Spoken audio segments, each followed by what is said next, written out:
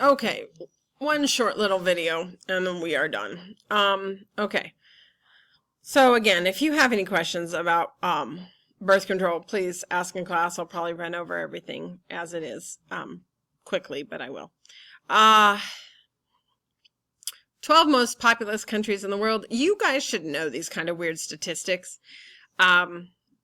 These things pop up. The 3 deepest lakes in the world, the 3 largest lakes in the world, the 3 tallest mountains in the world.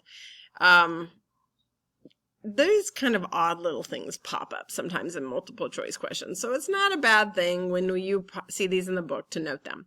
So number 1 is China, and then India, and then the United States. And actually China and India might have flopped by now. And it might be India and then China. I'd have to double check. But basically India, China, and United States are 1, 2, and 3. So we are the largest developed country. So it's a very big deal.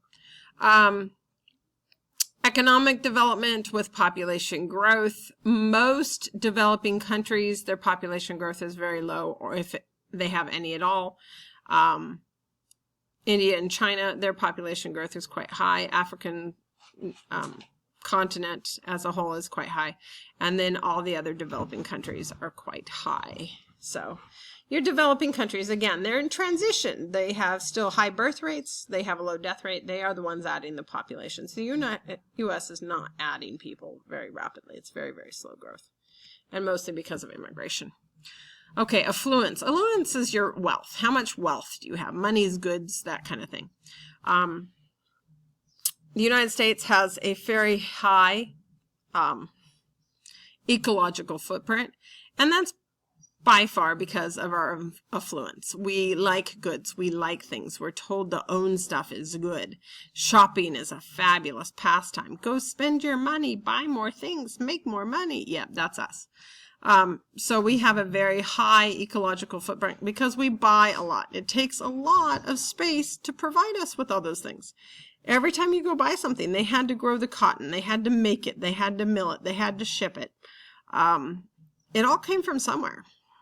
Mined out of the ground, grown from the ground, made out of petroleum products, whatever it happens to be. It takes a lot to make our cell phones and our clothes and our car and our homes. And until a recent trend, we're now in a trend to have smaller homes. Our trend for many, many years was bigger is better. So homes, big, big, everything big. Okay.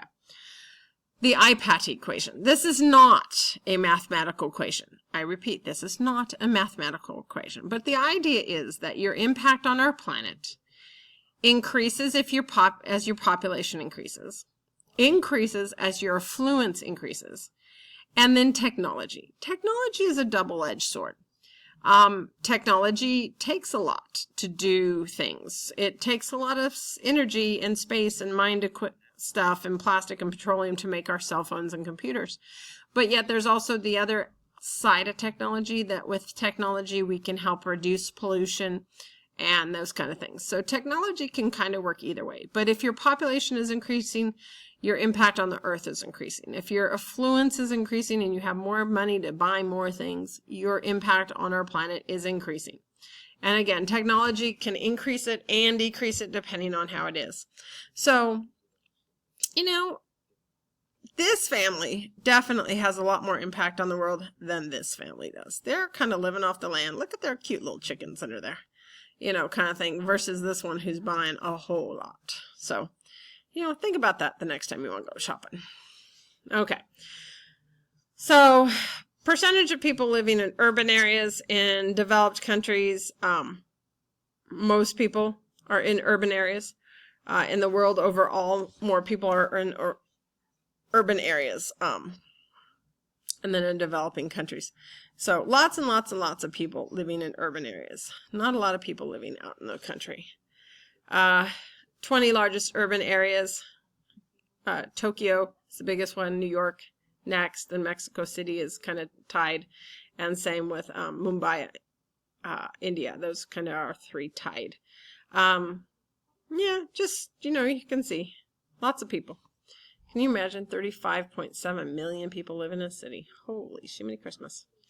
Okay, and again, the impact of affluence. So your gross domestic product. This is the value of all products and services provided in a year in that country.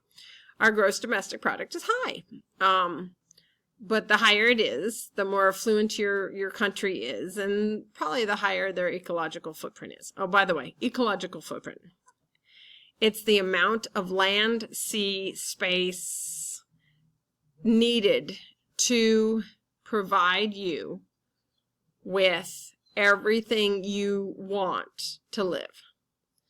So if you recycle, your ecological footprint's a little less. If you drive a hybrid car, your ecological footprint's a little bit less. If you don't eat meat, your ecological footprint's a little bit less. If you have solar panels on your roof, then your ecological footprint is a little bit less.